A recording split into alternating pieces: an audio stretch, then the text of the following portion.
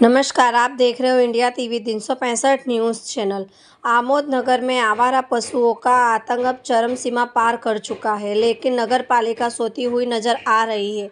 वावड़ी फरिया से coat road तक मुख्य सड़क जो मांडवा फलिया सहित कई गांवों को जोड़ती है, अब गाड़ियों, वाहनों या लोगों से भरी नहीं दिखती, बल्कि पशुपालकों की लापरवाही साफ दिखाई देती है।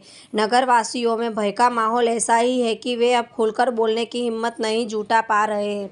मुख्य सड़कें बंद कर दी गई है। लोगों को घर से निकलने से पहले 2 बार सोचना पड़ रहा है। मंदिर में दर्शन के लिए गए एक बुजुर्ग नागरिक को आवारा पशु द्वारा गंभीर रूप से घायल करने की ताज़ा घटना ने नागरिक वासियों को आक्रोश को और बढ़ा दिया है। 2 महीने से नगर पालिका के बाहर पशुओं का डिब्बा सिर्फ सजावट के लिए खड़ा है, काम के लिए नहीं, दिखावे के लिए। शहर में हर तरफ गंदगी का साम्राज्य है और उस गंदगी में गाय कचरा खाकर धीरे धीरे मर रही है। इस बारे में आमोद नगर पालिका के मुख्य अधिकारी ने कहा है कि हम नगर पालिका द्वारा बनाए गए पल्ली में आवारा पशुओं को पकड़ने गए थे, तभी पशुपालकों ने हम पर हमला कर दिया।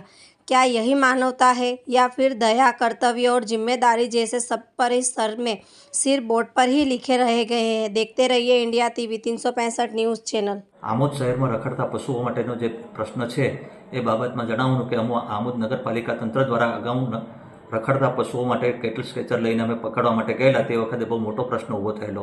अमारा नगरपालिकानी टीम पर पशुपालको द्वारा हुमलो करवामां आवेलो अने आ माटे अमे कायदेसरनी कार्यवाही करवा माटे गयेला, परंतु एम के गाम आगेवानो अने पशुपालको भेगा मळीने आपणे साथे बेसीने निराकरण करीए ते माटे एम के अमे 2 वखत संयुक्त मामलतदारश्री, पोलीस इंस्पेक्टरश्री, नगरपालिका प्रमुखश्री तेमज अमारो वच्चे एक संयुक्त मीटिंग अमे 2 वखत राखेली, परंतु पशुपालको कहीने मीटिंग में आवता नथी।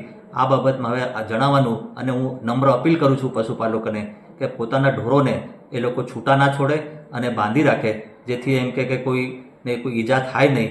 अने जो हवे जो आ रीते जो नहीं करवामां आवशे तो पछी अमे नगरपालिका एमनी सामे कायदेसरनी कार्यवाही करीशुं। तमारुं? हूँ केतन मकवाणा।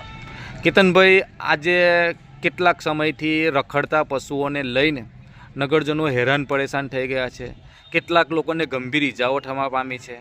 જ્યારે આજે પણ સૂત્રોના હવાલાથી એવી માહિતી મળી છે કે એક છોકરો દવાખાનામાં છે। શું કહેશો આ બાબતે? જ્યારે કેટલીક ગાય માતાઓ જે કચરો ખાઈને બીમાર પડે છે ને મરી જાય છે, તેના પશુના માલિકો જે છે તેમને લેવા નથી આવતા। જ્યારે ગાય માતા વાછરડાને જન્મ આપે છે ત્યારે 15 જ મિનિટની અંદર તેને લેવા માટે તેના માલિકો આવી જાય છે। નગરપાલિકામાંથી પણ આ બાબતે 1.5 મહિનાથી પાટલા પશુ પકડવા માટેનો ડબ્બલ આવ્યા છે જંબુસર નગરપાલિકામાંથી, પણ આજ દિન સુધી એક પણ પશુ પકડવામાં નથી આવ્યું। સમગ્ર બાબતે શું તમારું મંતવ્ય છે? શું કહેશો? હું એ જ કહેવા માગીશ કે આપ સૌ સારી રીતે જાણો છો, છેલ્લા ઘણા સમયથી આમોદમાં ઘણા મહિના પહેલાં પણ આવો બનાવ બનેલો। એક વૃદ્ધ મહિલાને પણ ગાયે ભેટી મારી હતી। અત્યારે ગઈકાલે પણ આ એક બનાવ બનેલો છે, એક છોકરાને પણ ગાયે ભેટી મારી। આજે છોકરો પણ દવાખાનામાં એડમિટ છે। ત્યારે ખરેખર અત્યારે જે નગરપાલિકાનું પ્રશાસન તંત્ર એમની જવાબદારી બને છે, તેમની જવાબદારીમાં મુક્ત થઈને આજે એમના કારણે દિવસે ને દિવસે આમોદને આ હાલત થઈ રહી છે। કારણ કે તમે જુઓ, જ્યાં જુઓ ત્યાં ગંદકી હોય। ગંદકીના કારણે જ્યારે પશુઓનું પ્રમાણ પણ જ્યારે વધતું જાય ત્યારે ગંદકીના કારણે અવારનવાર ગાયો એ ખાય છે, જેના કારણે ગાયો મૃત્યુ પણ પામે છે। ત્યારે 100% આમાં નગરપાલિકાની બેદરકારી છે। મુખ્ય રસ્તો જે વાવડી ફળિયાથી કોટ બાજુનો રસ્તો, કેટલાક અસામાજિક તત્વોએ તેની ઉપર ખૂબ જ ગંદકી કરે છે અને પશુઓ રખડતા મૂકી દીધા છે, જે સમગ્ર રસ્તો બંધ થઈ ગયો છે।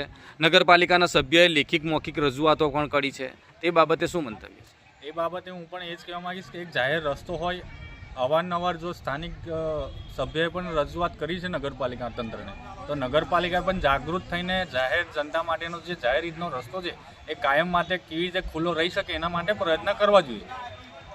7 કરોડ રૂપિયાનું બ્યુટિફિકેશનનું તળાવ બનાવવામાં આવ્યું છે, ત્યાંની આસપાસ પણ જે પશુઓનો અડીંગો છે તેને લઈને લોકો, સ્કૂલે જતા બાળકો પણ આજે રડી રહ્યા છે, તે બાબતે હું અત્યારે હાલમાં પણ કહું, હાલમાં જે જગ્યાએ આપણે ઊભા છે તમે જોઈ શકો છો, અહીંયા પણ ગાયો છે। અત્યારે સ્કૂલનો છૂટવાનો પણ જ્યારે ટાઈમ હશે અહીંયાથી વિદ્યાર્થીઓ પણ જશે, કાલ ઉઠીને કોઈ ભેટી વાગશે, કોઈને પણ અકસ્માત બનશે તો આના માટે જવાબદાર નગરપાલિકા તંત્ર જ રહેશે। કારણ કે આની વ્યવસ્થા કરવાની પણ જવાબદારી નગરપાલિકા તંત્ર હોય છે।